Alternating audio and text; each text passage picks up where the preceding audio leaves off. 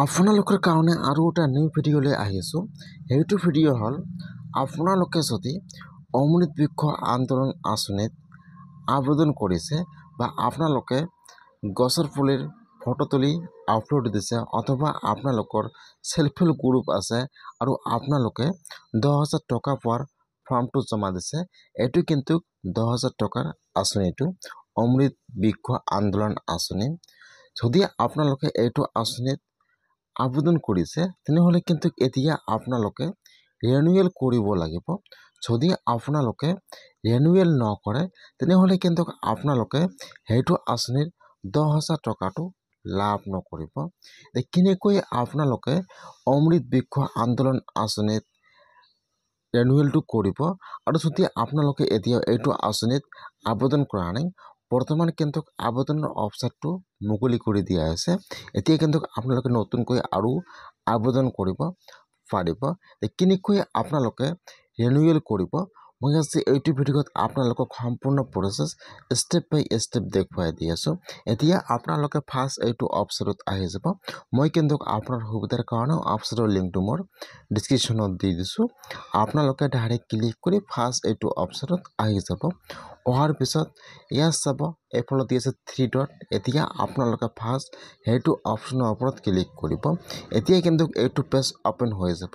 যদি আপোনালোকে আগত আবেদন কৰিছে তেনেহ'লে এতিয়া আপোনালোকে ৰিনিউৰ ওপৰত ক্লিক কৰিব আৰু যদি আপোনালোকে এতিয়াও এইটো আঁচনিত আবেদন কৰা নাই তেনেহ'লে আপোনালোকে এতিয়া নিউ ৰেজিষ্ট্ৰেশ্যনৰ ওপৰত ক্লিক কৰিব বা আপোনালোকে নতুনকৈ আবেদন কৰিব পাৰিব। কেনেকৈ আপোনালোকে নতুনকৈ আবেদন কৰিব ইয়াত চাব দি আছে নিউ ৰেজিষ্ট্ৰেশ্যন। আপোনালোকে সেইটো ওপৰত ক্লিক কৰিব। এতিয়া এইটো পেজ অপেন হৈ যাব এনেকুৱাকৈ।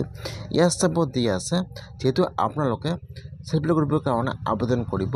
ইয়াত চাব সেলফ হেল্প গ্ৰুপ দি আছে। এতিয়া আপোনালোকে সেলফ হেল্প গ্ৰুপৰ ওপৰত ক্লিক কৰিব। ইয়াত চাব দি আছে সেলফ হেল্প গ্ৰুপ। এতিয়া আপোনালোকে সেইটো অপশ্যনৰ ওপৰত ক্লিক কৰিব সেলফ হেল্প গ্ৰুপ। এতিয়া কিন্তু ইয়াত আৰু এটা নিউ পেজ অপেন হৈ যাব এনেকুৱাকৈ।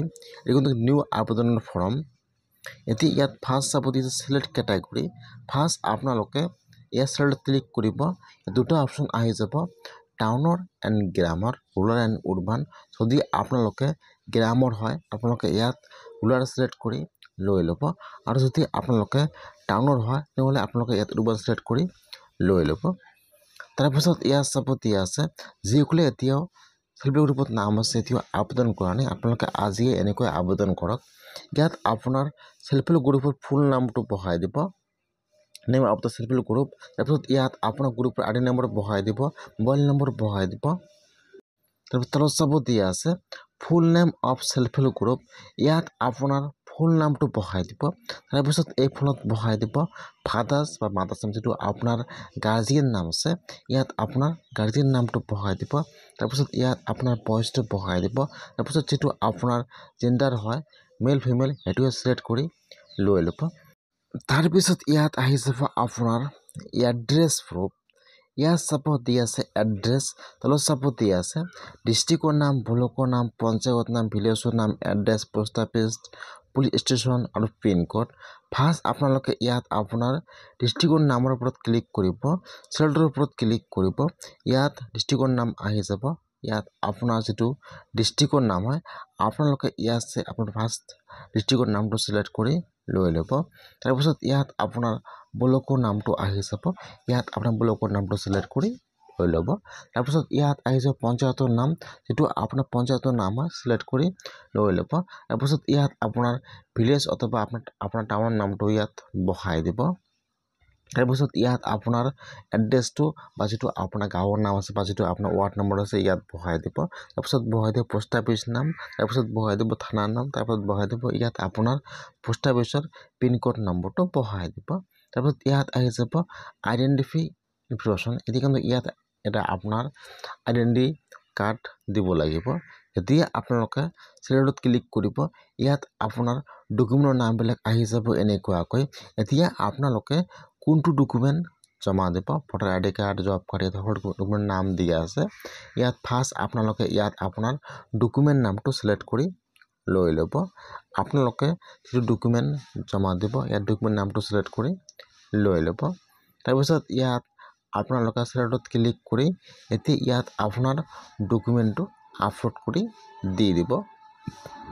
মই ইয়াত আপলোড দি দিম আধাৰ কাৰ্ড।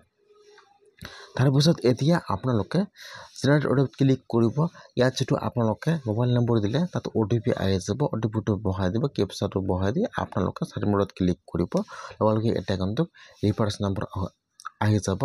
আপোনাৰ এপ্লিকেশ্যনটো ছাকচেছফুল ছাবমিট হৈ যাব। তাৰপিছত আপোনালোকে সেইটো নম্বৰ ছেভ কৰি ৰাখি দিব।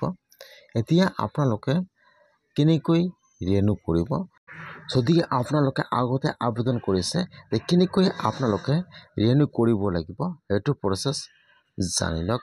এতিয়া আপোনালোকে আৰু এবাৰ হোম পেজত আহি যাব। অহাৰ পিছত আপোনালোকে থ্ৰী ডটত ক্লিক কৰিব। ইয়াত চাব দিয়া আছে ৰিনিউ ৰেজিষ্ট্ৰেশ্যন। এতিয়া আপোনালোকে ৰিনিউৰ ওপৰত ক্লিক কৰিব।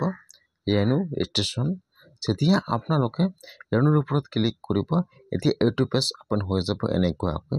এতিয়া আপোনালোকে এপ্লাই কৰাৰ সময়ত যিটো ফোন নম্বৰ দিছিল ইয়াত মোবাইল নম্বৰটো বহাই দিব। তাৰপিছত ইয়াত চাব দিয়া আছে জেনেৰেট অ'টিপি। তাৰপিছত আপোনালোকে জেনেৰেট অ'টিপিত ক্লিক কৰিব। লগে আপোনাৰ মোবাইলত অ'টিপি আহি যাব। তাৰপিছত আপোনালোকে অ'টিপিটো সেইটো ঘৰত বহাই দিব। তাৰপিছত আপোনালোকে ছাবমিটৰ ওপৰত ক্লিক কৰিব। এতিয়া ইয়াত আপোনাৰ নামটো আহি যাব যে আপোনাৰ নাম এইটো হয়। ইয়াত ফাৰ্ষ্ট আপোনাৰ নামটো চাই ল'ব। যদি আপোনাৰ নাম এইটো হয়, first mobile number OTP submit, তাৰপিছত তলত আপোনাৰ নামটো আহি যাব। তলত চাব দিয়া আছে। তাৰপিছত ৰিনিউৰ ওপৰত ক্লিক কৰিব। যেতিয়া আপোনালোকে ৰিনিউৰ ওপৰত ক্লিক কৰিব, এতিয়া কিন্তু ইয়াত পেজটো অপেন হৈ যাব। ইয়াত চাব ৰিনিউ। এতিয়া আপোনালোকে ৰিনিউৰ ওপৰত ক্লিক কৰিব। এতিয়া ইয়াত আৰু এটা পেজ অপেন হৈ যাব। এতিয়া ৰিনিউ ছাকচেছফুল। লগে এটা কিন্তু ৰিফাৰেঞ্চ নম্বৰ আহি যাব। আপোনাৰ কিন্তু ৰিনিউ হৈ গ'ল। যদি আপোনালোকে আগত আবেদন কৰিছে আৰু আপোনালোকে এতিয়াও পইচা লাভ কৰা নাই, তেনেহ'লে আপোনালোকে আজি এনেকুৱাকৈ আপোনাৰ অমৃত বৃক্ষ আন্দোলন আঁচনিটো ৰিনিউ কৰি ৰাখি দিব। নহ'লে কিন্তু আপোনালোকে যদি ৰিনিউ নকৰে তেনেহ'লে কিন্তু আপোনালোকে পইচাবিলাক লাভ নকৰিব। সেইকাৰণে আপোনালোকে আজিয়ে এনেকৈ ৰিনিউ কৰি ৰাখি দিয়ক। অমৃত বৃক্ষ আন্দোলন